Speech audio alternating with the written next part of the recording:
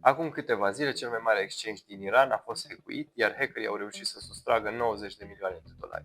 Acești hackeri erau susținuți de Israel, iar fondurile sustrase de ei nu mai pot fi folosite. În continuare voi explica de ce aceste fonduri nu mai pot fi folosite.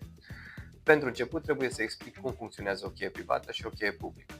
În mod normal se generează o cheie privată, iar pe baza acelei chei private se calculează corespondența cheii private în cheia publică sau în adresa publică.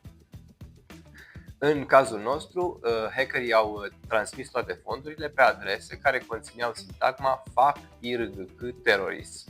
O sintagmă destul de specifică și de lungă. Astfel e aproape imposibil ca tu să nimerești cheia privată pe baza căreia corespondentul în adresa publică este exact acea sintagmă sau conține exact acea sintagmă.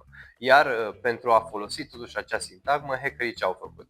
În loc să folosească metoda normală, prin care tu, spre exemplu, ai o cheie, cheia numărul 1, iar cheia numărul 1 deschide seiful numărul 1. Le notezi pe amândouă. Cheia numărul 1 deschide seiful numărul 1. Ei au găsit un seif care arăta foarte frumos, cu culorile pe care le doreau ei și au folosit acel seif fără ca ei să dețină respectiva cheie privată care deschide seiful respectiv. Din această cauză, fondurile nu mai pot fi accesate nici chiar de ei în acest moment.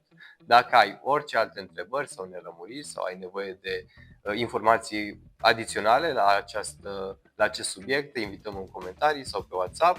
De asemenea, te invităm să accesezi platforma noastră avarai.ro. Numai bine!